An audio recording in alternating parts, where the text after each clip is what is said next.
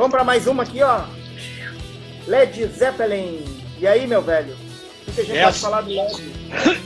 Tem tanta coisa para falar do Led Zeppelin, tem uma história tão bacana. Os 4 discos do Led Zeppelin são espetaculares. O Led 1, 2, 3 e 4. Até o Led 4 teria um nome. Não se teve um nome. Se tu pegar a capa do Led Zeppelin, o 4 não tem nada escrito, né? A não ser aqueles símbolos que depois ficaram aí marcados, né, como um símbolo de cada um da banda, né? Mas vamos lá, essa é uma história grande, é uma história longa, tá? Mas enfim, tu mostrou um cara aí que eu falei sobre uma banda chamada Yardbirds. Perfeito? Já ouviu Yardbirds? Uhum. Rock dos anos 60. Era a banda que tinha o Jimmy Page do Led, o Eric Clapton acho que estava nesse, no Yardbirds, não estava? O Eric Clapton estava, mas o Eric Clapton é anterior, né? Depois teve outro o cara Jeff Beck. Jeff Beck, exatamente. Jeff Beck também estava no Yardbirds. Né? E aí o que aconteceu? Só fazendo o registro aqui que nós estamos com uma nova live, fazendo um abraço aí pro Eduardo Sinigaglia, tá com a gente, o Maurício Tavares, grande Maurício. Deixa eu ver quem mais. T10, não sei quem é, mas enfim, um beijo pra ti. É o Thomas. Grande Thomas, acho que é o Thomas. Grande professor Marcos Carvalho, Roger Matos. Abraço pra todo mundo. Podem interagir conosco se quiserem. Vamos lá, Daniel. Led. Vamos lá, então. Então tem essa história, né? O Yardbirds, que era uma banda que aí teve o Jimmy Page. E aí eles entraram para um estilo que era mais ou menos algo que não agradava muito o Jimmy Page. Era uma coisa mais pop. E aí o Jimmy Page acabou saindo, tá? E criou uma banda, que é a banda The New Yardbirds. Com o mesmo nome, né? Eles acabaram com a banda, ele criou a banda The New Yardbirds. Tem muita coisa legal no YouTube, é muito vídeo antigo, claro, né? Anos 60, isso aí a gente tá falando que é de 1968, então tem problema de som e tal, mas vale a pena acompanhar porque tu vê a qualidade realmente do som. Cara, e tem outra banda, que aí eu vou entrar nessa história, eu acho que é Band of Joy, né? Uhum. Que era a banda que tinha o Robert Plant e o baterista. E o baterista, o John Bonham. Porra. E aí o que aconteceu? O Jimmy Page acabou puxando eles para ainda New Yardbirds, e aí eles simplesmente mudaram de nome. Se tu pegar hoje e entrar no YouTube mais tarde, assim, porque já faz um tempo que eu baixo muito, eu pego muito som, né? Eu boto nesses sites para baixar o áudio, né, dos vídeos do YouTube. E houve hoje, The New Yardbirds, é Led Zeppelin, os mesmos caras com outro nome e tal, trocaram. Cara, o que eu vou falar de Led Zeppelin, né? Eu gosto muito dos 4 primeiros discos, tá? Eu acho que os 4 são clássicos, Led 1, 2, 3 e 4.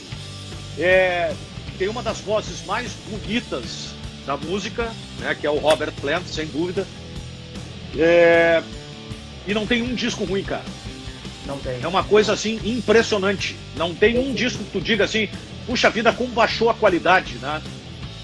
Então, vamos. Eu gosto demais. Porque pra mim é a banda que eu mais gosto. É a banda que eu me criei escutando. Então a primeira referência que eu tenho do rock é do Led, escutando Led Zeppelin. Lá há 300 anos atrás, no bairro Medianeira, aqui em Porto Alegre, onde eu morava. Estou escutando com meu primo Cristiano, que está morando hoje em Floripa, baterista, grande baterista Cristiano. Nós escutamos muito Led Zeppelin juntos. E pra mim é a minha referência no rock, é o Led. Eu acho uma puta de uma banda, né? Uma banda que infelizmente encerrou suas atividades muito precocemente com a morte de John Bonham lá em 1980, né? Pra quem não sabe da história, o John Bonham... Aliás, vai completo. Ele morreu, ele tinha problema de alcoolismo, né? Então ele era alcoólatra e ele morreu afogado com o próprio vômito, né? Então foi uma morte bem traumática, né? E a banda no auge ali do disco do Good of Dorm, em 1979, até que tem aquele show tem aquele show memorável que vocês podem procurar no YouTube, que é o Festival Knebworth, que é um festival muito conhecido, era um festival muito conhecido nos Estados Unidos, que rendeu um vídeo maravilhoso, foi uma das últimas apresentações da banda, né?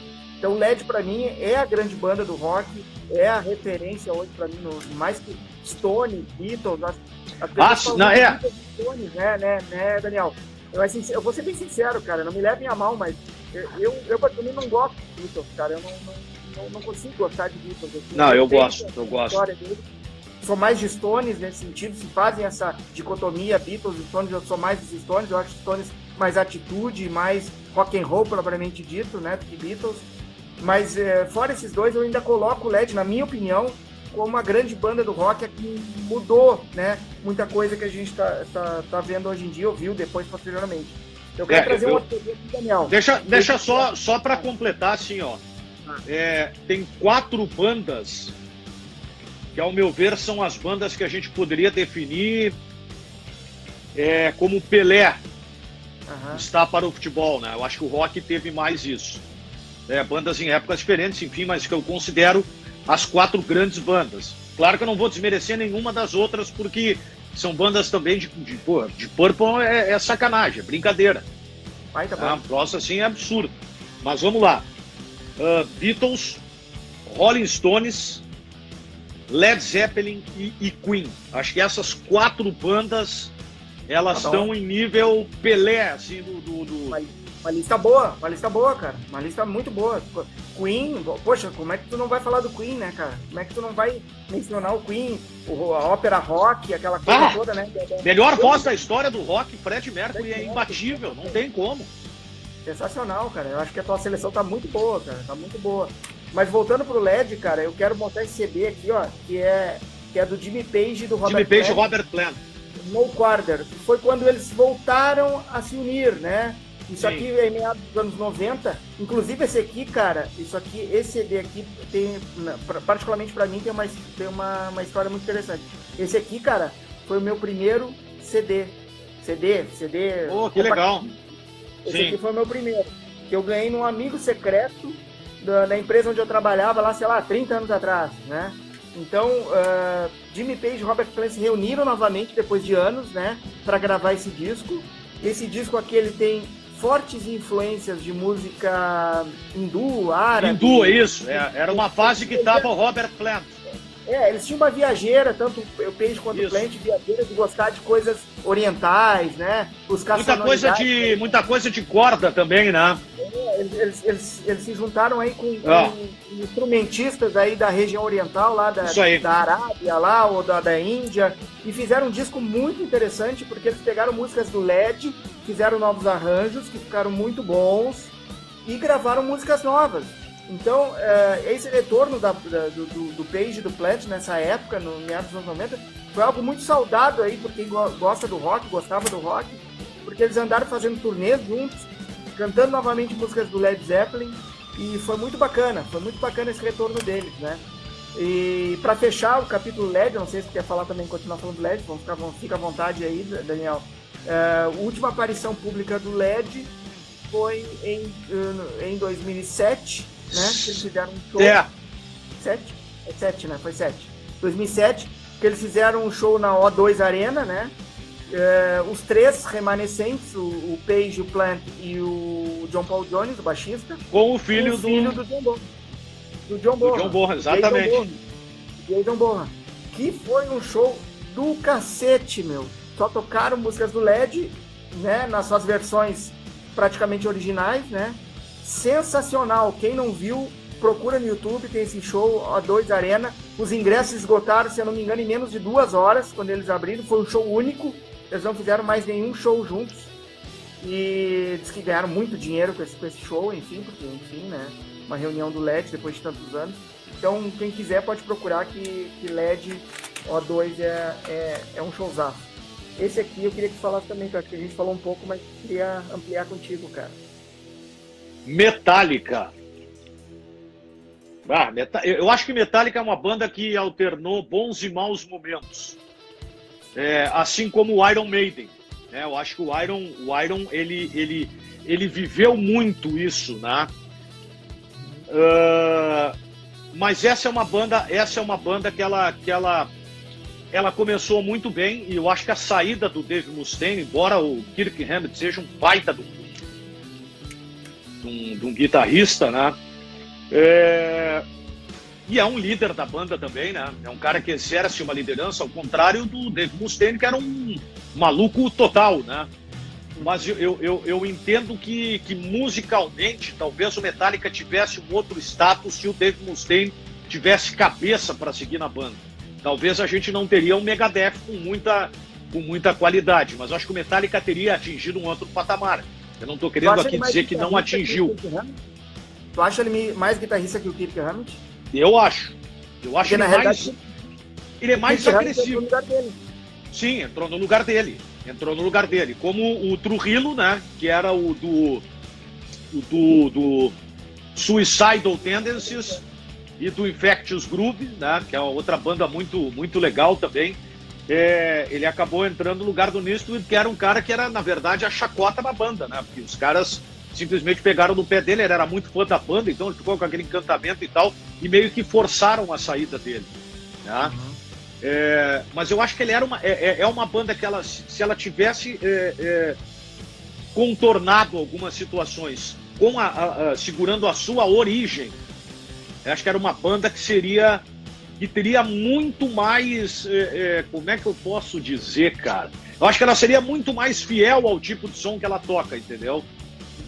Sim. Acho que ela foi meio que se adaptando ao tempo, e eu acho que deu algumas derrapadas, tem alguns discos que eu sinceramente não gostei, né? Teve aquele disco logo depois do Preto. O Preto é o disco que explodiu comercialmente o Metallica, né? Sim, ali foi o disco que nos inícios dos anos 90 ali, né? Logo em seguida eles lançaram um outro disco, logo em seguida não, passou uns 2, 3 anos, eles lançaram um disco que agora me foge a cabeça o nome do disco, mas que foi um fracasso total, foi um disco... Eu acho que foi o Ride the Lightning, foi antes ou foi depois? O Ride the Lightning foi antes. Agora eu não me lembro, foi antes, né? O Metallica é assim, ó, é o primeiro disco que é o Kill 'Em All. Sim, esse disco é muito bom. Esse disco é muito bom. Kill 'Em All muito bom, depois foi o Ride the Lightning. O terceiro foi o Master of Puppets, que pra Master of Puppets, clássico, o melhor disco do Metallica. Também acho. Depois veio esse aqui, o And the Justice for All, que tem a clássica One, né? Tem One, tem Black Need, tem Harvesters of Sorrows. São bem legais. Bem legais. E depois veio o Preto, e depois do Preto, o Metallica eu acho que cai numa curva descendente, cara. Cai numa curva descendente. Com discos aí de qualidade bem duvidosas, cara, bem duvidosos mesmo. E te confesso, sinceramente, que depois do disco Preto, com os próximos discos que vieram na sequência, eu não... Foi o Load? Não foi o Load? Foi o Load, eu acho. Um disco muito fraco, eu não gostei, eu acho que ali a coisa começou a cair. Mas assim, ó, o Metallica, cara, tem uma situação que eu acho que pra mim foi fundamental pro futuro da banda. Não que ela não ganhasse dinheiro, fizesse sucesso depois disso, mas os caras hoje têm patrimônio de mais de 300 milhões de dólares cada um, cara. Aí tu imagina. Mas do ponto de vista da qualidade musical, tá? Do ponto de vista da qualidade musical, pra mim, a morte do Cliff Burton, que era o baixista... Sim.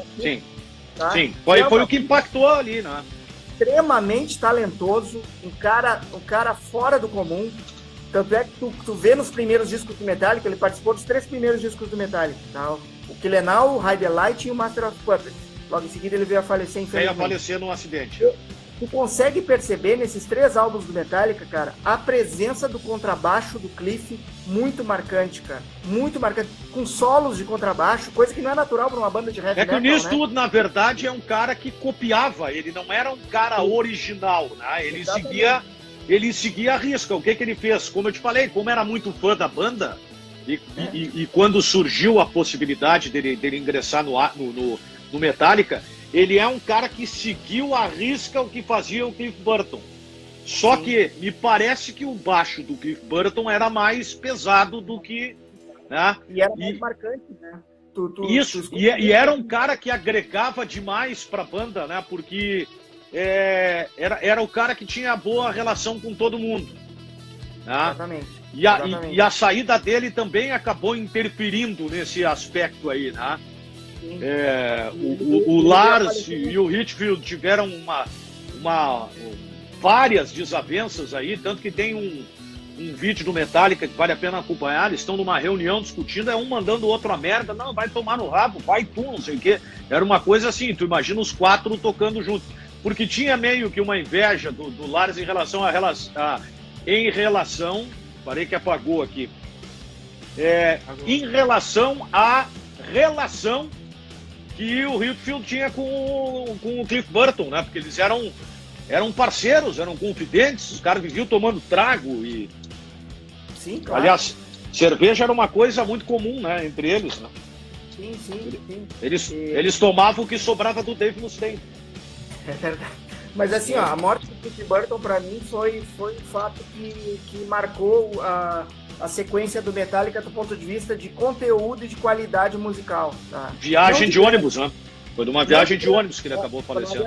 Não de grana, porque o Metallica ganhou muito dinheiro depois, como o Pedro falou, os caras estão trilhardários aí, né? Então não foi isso que impactou do ponto de vista comercial, financeiro dos caras, mas no que diz respeito à música, sim, cara, sim, pra mim impactou. Eu tô com outra banda aqui, cara, que foge um pouco da linha do metal, mas é pesada, tem guitarra bem distorcida. Eu gosto bastante, mas não sei se curto. Qual é a tua opinião? Deixa eu só ajeitar aqui a minha iluminação aqui, porque ela tá dando mau contato. Pixies. Eu particularmente gosto muito desses caras aqui, cara. É um som um pouco diferente, não é tanto na pegada do metal, né? Mas é aquela coisa meio sujeira, guitarra distorcida, tiração de onda, beberagem. Só as clássicas. Não é muito a minha praia, não. Não é muito a minha praia. Mas eu acho que é um som bem feito. Muito bem feito, diga-se de passagem. Porra, quem sou eu pra falar que o som dos caras é bem feito? Cara, tá merda com a tua opinião. Eles inclusive influenciaram alguns caras conhecidos. Aí, a gente vê o Kurt Cobain dizia que a influência direta dele era o Pixies, né? O Axl Rose também falou que o Guns se inspirou bastante na sonoridade do Pixies, mesmo fazendo uma coisa um pouco diferente. O Guns fazia um som, o Guns fazia um som muito próximo do que o Aerosmith faz, né? Não quero comparar, pra mim Aerosmith é muito melhor que o Guns. É que na verdade o Guns surgiu como uma banda poser, né? Então o que tinha naquela época? Eu acho que Motley Crue já tinha naquela época. Bom, era LA Guns, a banda antiga, né? Que era daquele cenário, então vamos lá. Deixa eu ver. Porra, tinha uma outra banda super conhecida aí, tinha. Poison, exatamente, Poison. Eu não vou botar Cinderela, porque Cinderela acho que é um heavy, é uma coisa diferente. Não vai na mesma batida, né? Mas enfim. Agora, o Nirvana é o Pixies que não sabe tocar. Se tu ouve o Nirvana, a gente é que assim, ô Nelson, é difícil falar do Nirvana por causa do Kurt Cobain, tá? Que é um ícone, né? Mas se tu ouve o Nirvana hoje, não é a mesma coisa. Tu encara diferente. E o Pixies é diferente. Pixies tu vê qualidade de som. Cara, tu pega musicalmente falando do Nirvana, é duro hoje tu ouvir. É que naquela época eram os caras que, porra, eram os teus ídolos, tu tinha uma outra... como é que eu vou te dizer? Tu tinha uma outra concepção de vida, aquela parada da rebeldia, o cara que era meio rebelde, se identificava e tal. Agora, musicalmente falando... Sim. Deixa eu mandar um abraço pro Marcelinho, grande Marcelinho, nosso colega de ensino, ex-apresentador da antiga Ipanema FM, Surf About. Marcelinho, grande figura. Marcelinho hoje virou executivo, né, cara? Executivo tá grandão, né, cara? Tá grandão. Nós aqui chinelhando, falando de banda, e ele lá de executivo, com o Bolsonaro. Nós estamos aqui no Instagram e ele tá contando os dígitos do extrato bancário. Beleza. Mas então, falamos de Pixies, falamos aqui deixa eu ver se tem mais alguma banda aqui. Esses caras aqui eu acho que talvez tu curta, cara. Aqui, ó. Porra, demais. Phil Anselmo e companhia. Não é Phil Anselmo e companhia. Mas Phil Anselmo esta é uma banda que tem uma história muito interessante. Sabe a história do Pantera? Vamos lá, vamos contar pra gurizada aí. Tu conhece a história do Pantera? Cara, te confesso que eu não sei muito a fundo. Assim. Eu gosto do Pantera, tem CDs, tem esse DVD aqui, gosto pra caramba. Não é a tia aquela do tapa na Pantera, não. É outra coisa que a gente tá falando. A gente tá falando de Pantera mesmo. Cara, assim, ó, vamos falar sobre o Pantera, porque essa talvez seja a banda que mais tenha, mudado o seu estilo, tá? Ela é uma banda da década de 80, acho que é uma banda de 82, 83. E era uma banda que ela surgiu muito naquele cenário do glam rock, né? Que eram os caras com perucão, né, cara? Parecia uma mulher, assim, né, cara? Os caras tinham fisionomia, né? Usavam a maquiagem e tal, Era aquela história mais ou menos do Guns ali, entendeu? Dos posers e tal, aquela parada toda. E ela é uma banda que tem 3 discos com um vocalista, que é o vocalista de origem. Ele hoje é um cara que toca bateria numa banda de rock blues aí. Eu agora não me recordo o nome da banda.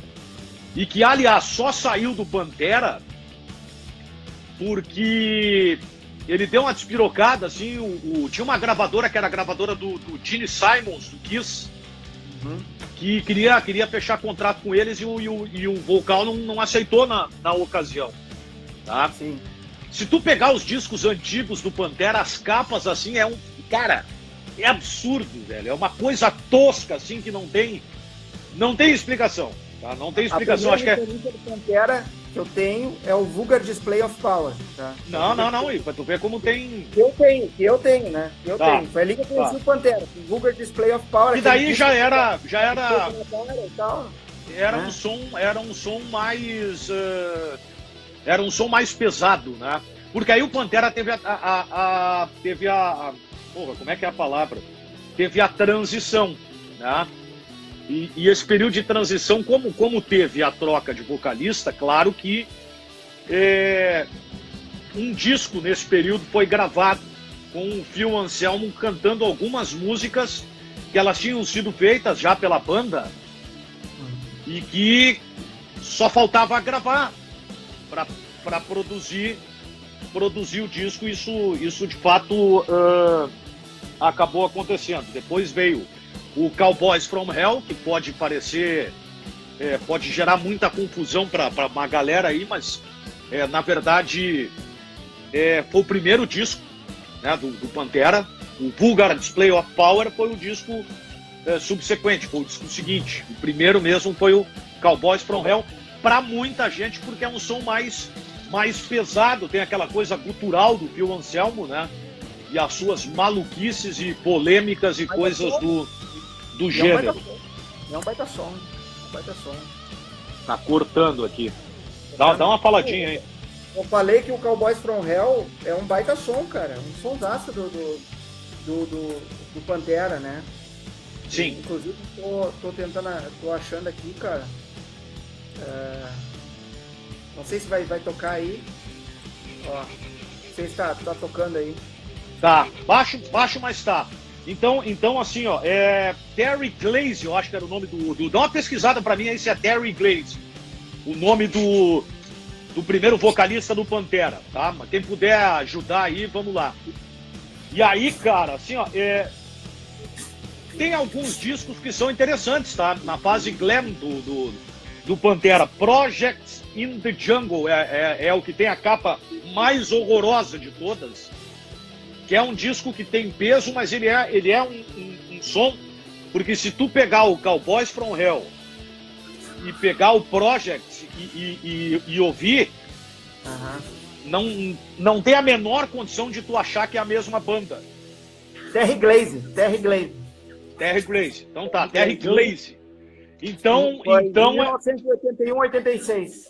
86. Então se tu pegar, foram 4 discos antes do Phil Anselmo que o Pantera Gravou 4 discos. E se tu pegar o som antigo, né, porque pouca gente sabe, de repente pode parecer que o Pantera surgiu com o Phil Anselmo, formação original, então não, mas era um estilo totalmente diferente. Anos 80, a época do glam rock, era outro tipo de som, e ela teve uma mudança radical que se adaptou muito. A vontade dos caras também, né, de tocar alguma coisa diferente, mas aí é que entra o processo da escolha do Phil Anselmo. Porque se tu pegar esse 4º disco, agora eu te confesso que eu não me recordo o nome, depois até eu vou dar uma pesquisada aqui. Se tu pegar esse 4º disco feito pela banda, porque Metal Power eu acho que foi o primeiro. Sim. Eu acho que foi o primeiro, Metal Power, acho que foi esse disco, acho que foi de 81, 83, alguma coisa nesse sentido aí. Peraí que o Google nos salva, cara. Se eu botar aqui, botar a fotografia Pantera. Pra gente não dar informação incorreta pro isso aí, por isso. Às vezes a memória não ajuda. Ou acho que é o I'm the Night. O primeiro disco do Pantera foi Metal Magic, de 1983. Metal Melt, aliás. Depois foi Project in the Jungle, 84. I Am the Night, 85. Power Metal, de 88. Cowboys Power from Metal, Hell. então. Power Metal foi o disco que foi gravado, eu falei Metal Power, né? Power Metal foi o disco que foi gravado com as músicas que se tinha com o Glaze anteriormente para o ingresso do Anselmo na banda, do Anselmo, né? Que é Felipe Anselmo, e aí o som mudou. Mas enfim, cara, eu acho que é uma banda, ela teve muitos problemas, né? O Phil Anselmo quase morreu, né? Teve uma overdose, ficou apagado. Mas é um baita vocalista, né, cara? 4 minutos. Ele é um cara que é o seguinte, Nelson, tu ouve as entrevistas dele, já é uma voz que começa a sacudir. Ele tem umas coisas assim, umas posturas que eu acho, não curto muito, tá? Tem uma coisa meio... Tô falando no palco. Não, ele tem uma puta presença de palco, né? Tem uma puta presença de palco. É um troço absurdo. O Arthur que tá aqui na nossa live aí, Arthur Hack, grande abraço, meu velho. Perguntando pra gente aqui, ó, falando em Pantera, vocês acham exageros muitos colocarem o Jimmy Bag nos top dos guitarristas? Cara, eu não acho ele é um bom guitarrista, cara. Mas ele é bom guitarrista, mas no top acho que não entra, não. Vai colocar ele na lista dos tops aí, pô, cara, tem muito guitarrista bom. Muito tá louco. Mas Pantera é uma puta banda aí. Então é o seguinte, ó, o pessoal pode procurar no YouTube ali os primeiros discos do Metallica, do Pantera, que vale a pena acompanhar para ver a mudança de estilo, mudança de som que eles tinham ali nos anos 80 para o ingresso dos anos 90 e tal, e essa transição que a banda teve com a entrada do Phil Anselmo, vale a pena dar uma acompanhada aí. Agora o meu YouTube aqui tá mostrando um outro som do Pantera aqui, vamos ver se dá pra escutar aqui, que eu curto bastante esse som também. Walk. Que é do Vulgar Display of Power, né? Que é um belo disco. É um baita disco. Talvez seja o disco que lançou o Pantera, digamos assim, pro grande público, né? Pro grande público, o pessoal conheceu o Pantera a partir do Vulgar Display of Power, né? Na verdade o disco que... Ele foi o disco que explodiu, mas o Cowboys from Hell foi um disco que, da crítica, ele teve uma puta aceitação, o Nelson, porque aí foi a quebra de estilo, né? Foi um som pesado, quando o Phil Anselmo pôde implementar o estilo de vocal dele, aquela coisa mais cultural e tal, né? Então eu vou tentar procurar aqui, cara, eu vou ver se eu acho aqui. Assim, até enquanto procura aí, Daniel, o Arthur retornou aqui para debater com a gente. Valeu, Arthur. Manda teus comentários aí, vamos trocando figurinha. Ele disse assim, ó, muitos comparam com Hendrix e Ed Van Halen. Forçou, né? Forçou comparar o Jimmy Bag com o Hendrix e o Van Halen. Bom, eu já não comparo o Ed Van Halen ao Jimi Hendrix. Eu acho que o Jimi Hendrix é aquilo que a gente tava falando das 4 bandas que eu considero Pelé. O Jimi Hendrix é Pelé, né, velho? E olha que não... Não, é impressionante. A gente pode botar um Eric Clapton como um Garrincha, alguma coisa assim, né? Não, beleza, Arthur. Maravilha. Deixa eu ver se eu acho aqui a... Até a gente tá aproveitando que o Arthur trouxe o Van Halen para discussão, a gente não falou do Van Halen, né? Eu acho o Van Halen uma baita banda, cara. Eu gosto. Eu acho um baita banda. Baita banda. E assim, ó, eu acho uma baita banda, gosto. E assim, gosto com um cara performático, né? Que era o David Lee Roth. Com um cara que tinha uma voz espetacular depois que foi o Sammy Hagar, né? Uma baita banda, cara, uma baita banda. Sempre gostei, cara. Van Halen é uma banda que, olha, eu respeito pra caramba. Inclusive, um dos discos que eu gosto... Claro, tem discos clássicos do Van Halen, mas um disco que me chama muita atenção foi ali nos anos 90, quando eles lançaram o Balance, né? Que tem músicas muito legais, assim, e eu curto bastante Van Halen, cara. Eu acho Van Halen uma banda muito legal, assim... caras virtuosos que tocam pra caramba. Ô, né? Nelson, deixa eu tentar soltar um Pantera da antiga aqui pra tu ver, que eu consegui achar. Tava difícil, mas eu consegui achar. Vamos ver.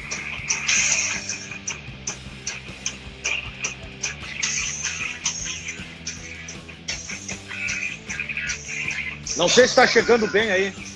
Pra mim tá chegando mais ou menos, mas dá pra identificar. E tá aí um som... Peraí.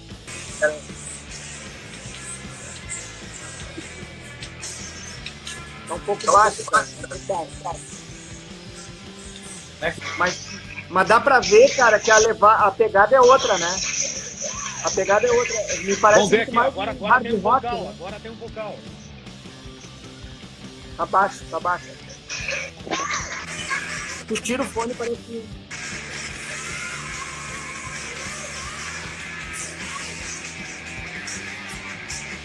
É outro, É um hard rock. É um hard rock. É hard rock, exatamente. Hard rock, cara. É hard rock. Não tem rock nada da total. pegada metal do Pantera. O Arthur retornou aqui, eles que Van Halen é com o David Lee Roth. Realmente, David Lee Roth é um baita vocalista, Arthur. Baita vocalista. Mas não podemos menosprezar o Sammy Hagar. Não podemos menosprezar que o Sammy Hagar fez coisas muito legais ali com o Van Halen, cara. Sim. Coisas muito legais ali com o Van Halen. Derrubei esse A gente microfone. falou bastante. A gente falou bastante de Iron, né, Daniel? Mas eu não mostrei um CD aqui que eu acho que é interessante a gente falar sobre ele e falar um pouco sobre o Iron também nesse período aqui. Que é esse cara aqui, ó. Live at Donington. Dia 22 de agosto de 1992. Por que eu trago esse CD? Esse CD ele é duplo, tá? E foi o último show do Bruce Dickinson antes da saída dele, ali nos anos 90, né?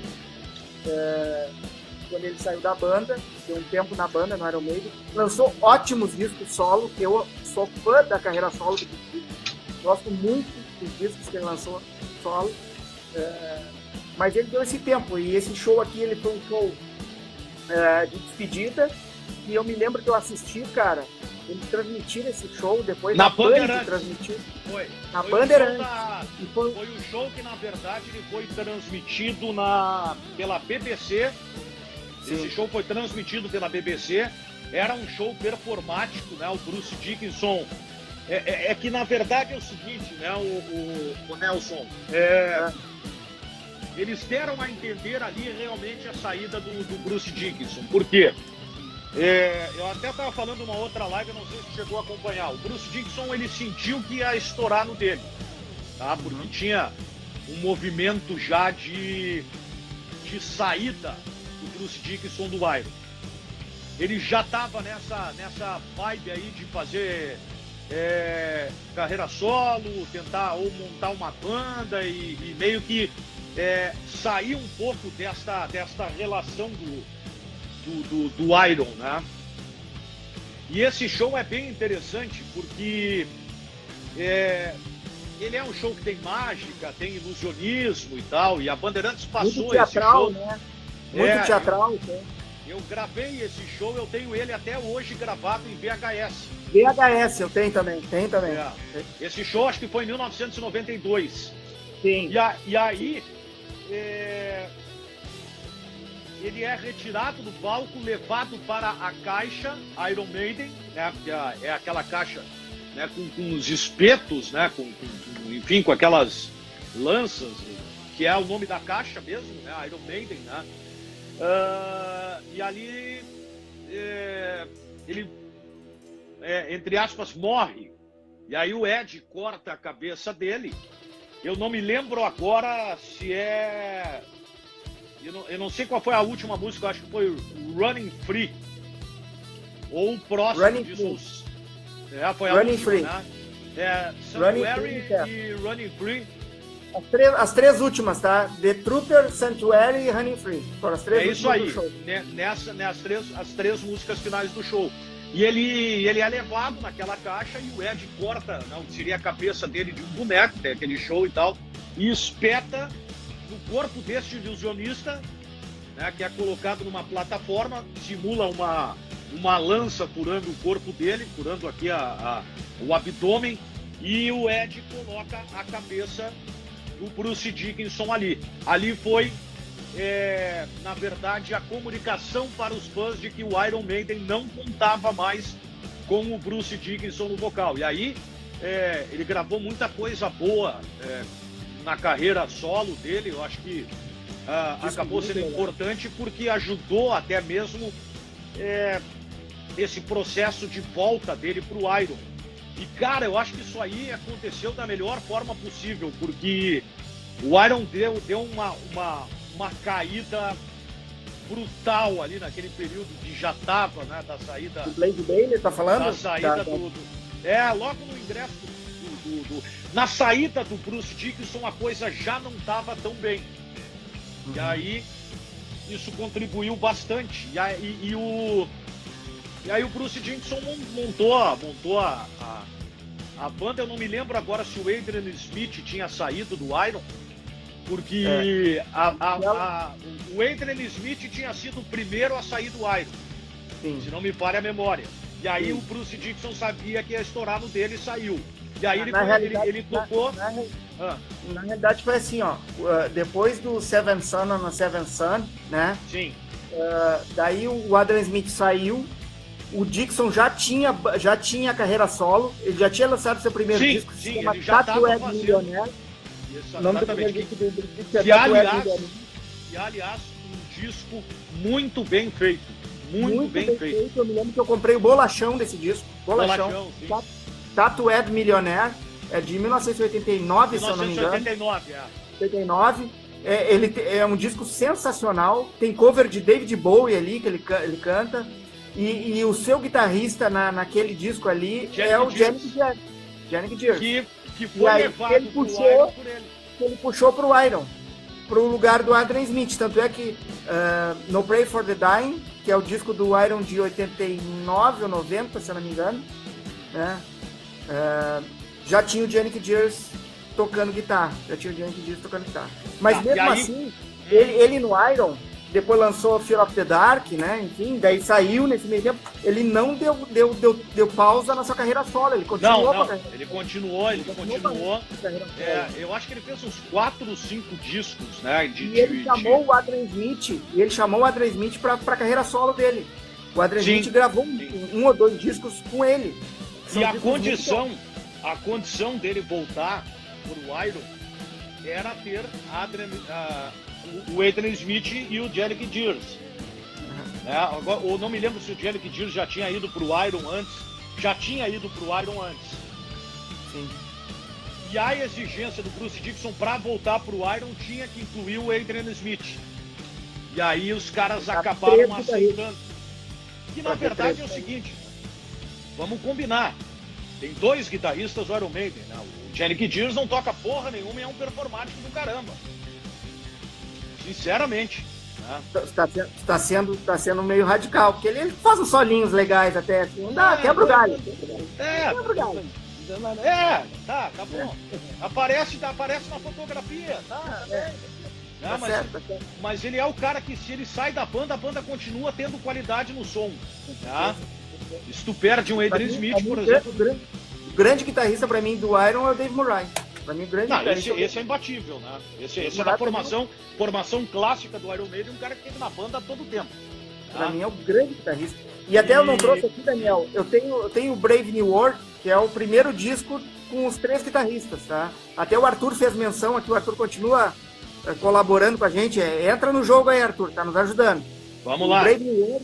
O Brave New World, que é o disco de 2000, se eu não me engano, que é o primeiro disco com os 3 guitarristas. E eu me recordo que antes deles lançarem o Brave New World, um pouquinho antes, pairava aquela dúvida, como vai ser o som do Iron com 3 guitarras, né? Como vai ser? Como vai ser o som do disco novo? Como vai ser o som da banda no palco? Como é que eles vão se encontrar com 3 guitarristas?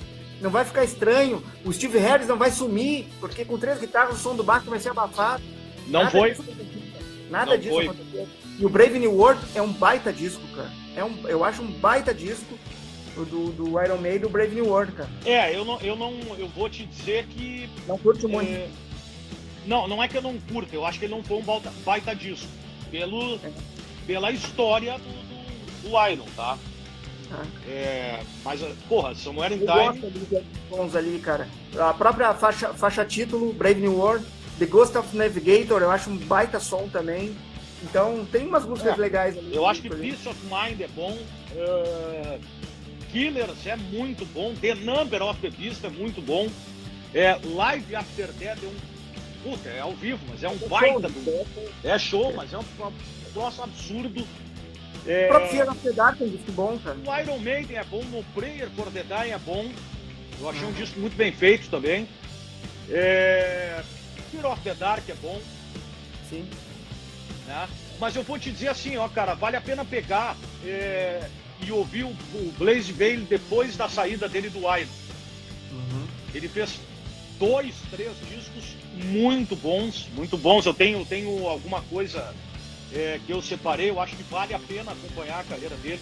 Cara, teve aquele episódio deprimente no Chile que começaram a vaiar a banda e tal, o Steve Harris começou a brigar, os caras pararam de tocar, ali já tava numa coisa muito tensa, o Blaze já não tinha meio que se adaptado à banda, os caras... Porque foda, cara, substituir o Bruce Dickinson é uma merda, né? A comparação é inevitável, inevitável, cara. Comparar é inevitável, cara. Tu escuta o Blaze Bayley, tu vai remeter ao Bruce Dickinson, cara. E ele não tem o alcance da voz que o Dickinson tem, cara. Tanto é que as músicas, eu acho assim, até acho que eu te comentei esses dias, nós trocando uma ideia sobre isso, eu acho os 2 discos com Blaze Bayley discos bons, cara. Discos bons. Só que o vocalista é o Blaze Bayley, cara. Então, tanto é que as músicas que o Iron toca com o Dickinson na época do Blaze Bayley, eu acho músicas muito boas, cara, que é The Clansman e The Sign of the Crows, né? Que são 2 músicas que estão no setlist dele. Do show, né? Isso aí. E é da época do Blaze Bayley, e na voz do Dickinson ganhou outra roupagem, outra cor, outra, né? Eu não desprezo os 2 discos com Blaze Bayley, cara, do ponto de vista da sonoridade e da qualidade da música. O problema era o vocalista, que não era o Dickinson, né? Mas o Nelson, se tu ouvir assim, ó, atentamente, se desligar de tudo que tá ao teu redor e ouvir, cara, não é a diferença vocal, entendeu? Mas ela perde aquela pegada do Iron. Sim. Perde aquela pegada do Iron. Verdade. Eu até tô tentando ver se eu acho o disco aqui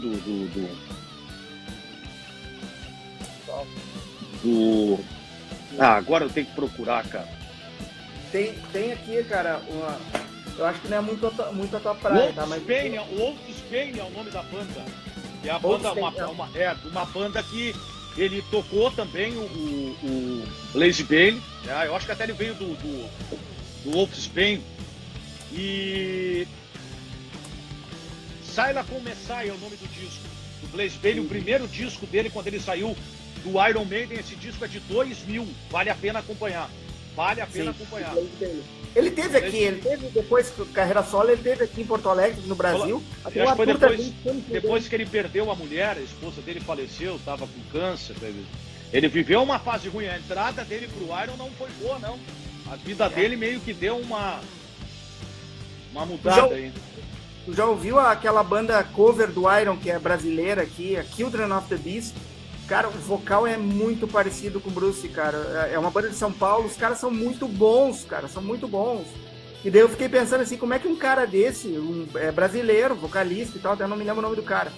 E esse cara poderia ter ingressado no Iron naquela época que ele estava procurando vocalista, né? Tu sabe que tem uns projetos que são legais, cara, sobre... O vocalista do Angra também tentou entrar no Iron, né? tem alguns projetos do Iron que eles são bem interessantes, assim. Tem esta cover aqui no Brasil, né? A banda cover do Iron. Tem uma que é só de mulher. Só de mulher. Iron Ladies. Iron Ladies, que é só de mulher. E tem um projeto, cara, que é o Iron no piano, que é espetacular, né? Que é um disco branco com a cara do Ed e os dentes são as teclas do piano. Muito legal de ouvir também. Sim, sim. Tô com outros 2 DVDs aqui, cara, de uma... eu acho que não é muito sua praia, mas vamos debater também aqui, ó. Nightwish. Não é. Tá? Não é sua praia. Esse metal melódico com ópera e tal, não é muito sua praia, cara? Não, assim, a única coisa que eu de repente eu escuto desse estilo é Manowar, que é uma coisa mais antigona, assim. E também não escuto tudo, tá? Porque não é uma banda que eu possa dizer assim, puta, que banda do caralho. Não, eu acho que não é. Eu acho que é uma boa banda e tal, mas não é o tipo de som que não me agrada. Eu acho que essa coisa do melódico demais, dessa coisa da ópera, né? Como é que eu posso dos dizer, vocais, cara? Muito tenor. Cara, não me agrada. Eu acho que não encaixa bem, entendeu? Embora, claro, todos os músicos tenham formação, né? Porque é um preconceito, cara que é metaleiro não tem. Os caras são formados em música, né, cara? Tocam um som pesado, então são caras que conhecem. Só que não é o tipo de som que me agrada. É uma coisa assim que não me bateu e... Sim. O Arthur entrou aqui de novo dizendo que o André Matos foi cogitado pro... André Matos. Isso aí. O André Matos tem esse projeto no piano, não é? O finado André Matos, né? Eu acho que é ele, sim. Para aí, até vamos dar uma conferada. Eu acho que é, sim. E vale a pena acompanhar. Quem é fã aí, pá. Vamos sim. Lá. E o Falasque também. Cara, a gente já tá indo para quase 2 horas de live, né, cara? Mas a gente fica a noite inteira batendo papo aí, porque é um assunto que a gente... Faltou falar de Black Sabbath e de Purple, hein? Já não falou nem de Purple nem de Black Sabbath, né, cara? Mas, cara, eu queria falar um pouco do Brasil, né, cara? Falar um pouco de Brasil. A gente fala muito dos gringos e a gente reclama aqui do Brasil, que não tem banda, que não sei o que e tal. Eu peguei alguns CDs meus que não são necessariamente de metal, mas são de rock ou são de tendências roqueiras, podemos dizer assim, né, cara? Que daqui a pouco cabe a gente trazer pro debate, né, cara? Um dos caras aqui que eu acho que pra mim tiveram muita significância nos anos 90, principalmente, porque proporcionaram uma renascença da música jovem que não fosse... Naquela época, vamos lembrar, anos 90, tá? O que tinha nos anos 90? Um Padre Washington aí, né? Aquela coisa, boquinha da garrafa, né? Molejão. Era isso que tinha ali nos anos 90, né? Como é que era o outro do Netinho lá, como é que era a banda de pagode dele? O Chamburcinho. Chamburcinho, que tem Danone à vontade. Danone à vontade, não me lembro agora como é que era. Como é que era o nome da banda? Era Negritude Júnior. Negritude Júnior. Era isso que rolava naquela época. Então, início dos anos 90, meados dos anos 90, surgiu esse cara aqui no Brasil, ó. Que é o Chico Science Nação Zumbi. Tá? Gênio. Que fez, na minha modesta opinião, esses 2 discos dele aqui, ó, o Da Lama ao Caos e depois o Afrociberdelia, tá? Para mim, o Chico Science foi o último suspiro de criatividade na música brasileira, tá? O último suspiro de criatividade. Por quê? Porque ele pegou a guitarra distorcida do rock, misturou com os atabaques e batidas de tambores lá da terra dele, de Pernambuco, fez uma linguagem com letras altamente modernas para a época, falando de coisa de modernidade, de internet, de tecnologia, aquelas coisas dos anos 90 que depois vieram a acontecer realmente, né? E criou um movimento cultural, cara, em Pernambuco, que muita vida, cara. Você tá falando assim, ó, o centro do país da cultura é Rio, São Paulo, daí você tá falando do cara de Pernambuco, que criou tudo isso, um movimento cultural, incluindo aí várias tendências de música, rock, ritmos regionais, e o cara conseguiu ganhar o Brasil com isso, cara. Foi uma coisa... assim, ó, eu já foi a Recife, Nelson? Não conheço Recife, cara, não conheço Recife. Recife tem um cenário rock muito forte, tá? Recife tem bons lugares lá, bons bares que a galera toca rock and roll e de qualidade.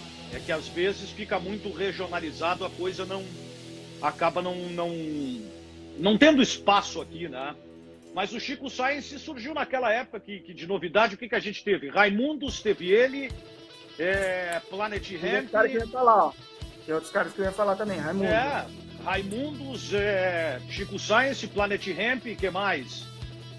Não sei se o Patufu foi dessa época aí. O Rapa surgiu nessa época também. O Rapa surgiu nessa época, então teve alguma coisa nova, assim, né? Sim. Mas o Chico Sainz fez algo que pra mim foi o diferencial. Ele conseguiu, então, fazer essa coisa diferente, dar essa saculejada na música jovem, pop, rock brasileira, né? Pena que ele veio a falecer num acidente de automóvel, né, cara? Muito precocemente. Não conseguiu dar sequência na sua carreira. Depois os seus colegas deram sequência na banda, né, da Nação Zumbi, mas não com a mesma, não vou dizer qualidade, mas não com a mesma alcance do Chico Sainz, né? Com a morte do Chico Sainz, acabou tudo. O estilo. E aí eu lembro também do Fred 04 lá, também seu mas ali foi um fenômeno meio, né? Samba Esquema Noise ali, foi ligeiro e tal, exatamente. E deu, né? Mas aqui, Chico Sainz pra mim foi o último suspiro da criatividade. E esses caras aqui também, eu gostava bastante na época dos anos 90, ali, Raimundos, né? Que mesclaram também aquele som do Nordeste com hardcore e tal. Começou assim, depois entrou numa vibe mais comercial e aí acho que os caras meio se perderam. Teve as tretas normais de cada banda, com a saída do vocalista, que se chapava muito e tal. Hoje virou pastor da igreja evangélica lá, da Bola de Neve, aquela igreja lá que tem em Santa Catarina, né? Hoje então, é um cara que tá vivendo de direitos autorais, né? Exatamente. E nega veementemente o seu passado, né? Nega veementemente o seu passado, nega tudo em relação aos mundos, né? Eu acho que tem duas coisas assim. Ele pode negar, de repente, as atitudes que ele teve como pessoa. Agora, não dá para desconsiderar a importância que foi o Raimundos para o cenário do rock nacional. Isso Exatamente. Aí ele achar que tem, né, que é algo que me envergonha, eu me arrependo. Porra, para um pouquinho, cara. Os caras agregaram um negócio diferente. Eu me lembro que aí a coisa tentou ir para um lado, aí apareceu o Virguloides, que era uma coisa meio, né, de samba, com um som mais pesado, mas vinha para um lado mais escrachado, não vingou, morreu no primeiro disco. O Fred 04 foi um cara que poderia ter continuidade também. Como eu te falei, ficou muito no Samba Esquema Noise ali, não rolou, não avançou. Enfim. E o outro cara aqui que eu peguei aqui pra gente debater também é um cara muito controverso, é um roqueiro das antigas, lá dos anos 80, 90, que deu sequência. Depois, nos últimos anos, se envolveu muito mais com política do que com música. Já sei quem é. Esse cara aqui, ó, Lobão, né? Eu vou dizer o seguinte pra ti, cara, assim, esse cara, eu tive o prazer de conhecer o Lobão pessoalmente, na época que eu trabalhei na TVE, fazia o radar lá, e o Lobão foi fazer um radar show pra nós lá, só ele e o violão, cara. Então ele chegou mais cedo, ficou de papo com a gente lá, é um cara sensacional, cara, um cara, gente finíssima, muito inteligente, uma mente extremamente aguçada, só que é um cara controverso, né? Um cara que se enfia em muitas polêmicas, né? Ele costuma mudar muito de opinião, então assim, hoje ele tem uma opinião X, daqui a um ano ele muda de opinião, então ele é um cara muito controverso. Mas eu até achei que ele já tinha ido embora do Brasil, né? Mas enfim, não foi. Mas eu acho que a gente não pode negar a capacidade dele como músico, né? Como músico e a importância dele que ele teve pra música brasileira, pro rock, né? Eu tive o primeiro vinil do Lobão que eu comprei foi o Vida Bandida. Vida Bandida, baita disco. Que foi, ao meu ver, né? Eu não sou muito de acompanhar toda a carreira do Lobão, aquela história toda, mas ao meu ver foi o melhor disco que o Lobão fez, Vida Bandida. Sim. Disco muito bem feito também. Ele teve o seguinte, até esse disco aqui é de 2001, foi um disco ao vivo que ele gravou. No final ali dos anos 90, ele fez uma coisa assim que também foi algo que rompeu com a estrutura do rock, da música pop brasileira, né? Que ele rachou com as gravadoras. Sim, era uma coisa impensável na época.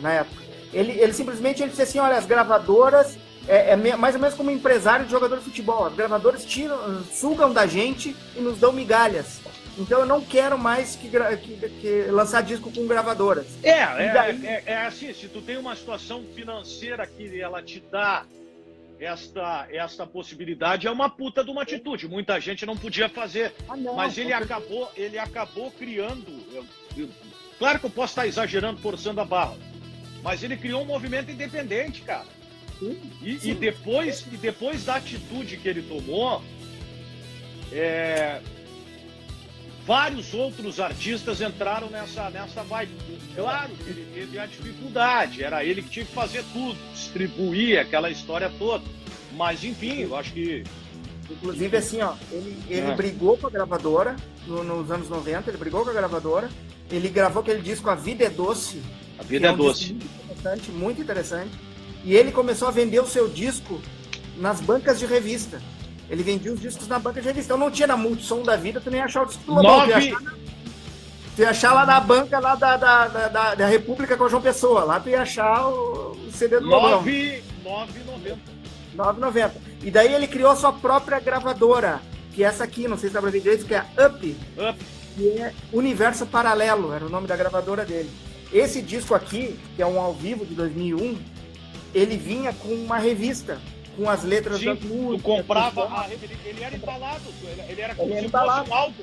Ele era como se fosse o álbum de figurinha, que tu compra a primeira edição, que ele vem o álbum com as figurinhas junto. Então ele vinha uma revista desse tamanho, e a partir daí quem começou a entrar nesse tipo de entre aspas, movimento, começou a vender dessa forma. Então, não era só o CD, porque o CD em si, ele não chamava atenção, tu tinha que ter um encarte grande.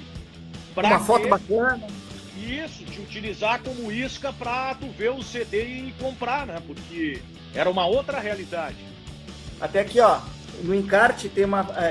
o Lobão sempre foi muito provocativo, foi muito polêmico e provocativo. Então aqui ele botou no encarte dele tá aqui em inglês, não sei se vai dar para ler, tá escrito Exiled ou Mainstream. Então o que ele tá perguntando aqui? Eu vou ser um exilado ou eu vou estar no mainstream? Eu vou estar dentro do sistema, né?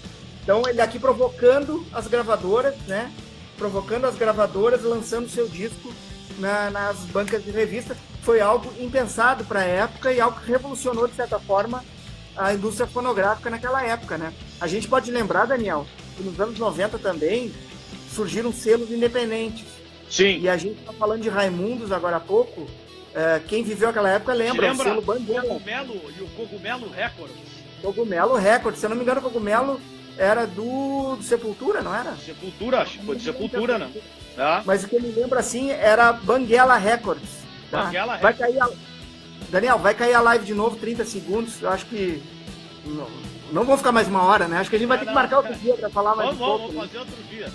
Vamos fazer outro dia, porque tá show de bola esse nosso bate-papo, cara. E 2 horas, né? 2 horas de live, né, cara? Show de bola. Espero que o pessoal tenha gostado aí. Quem nos aturou, quem nos daqui.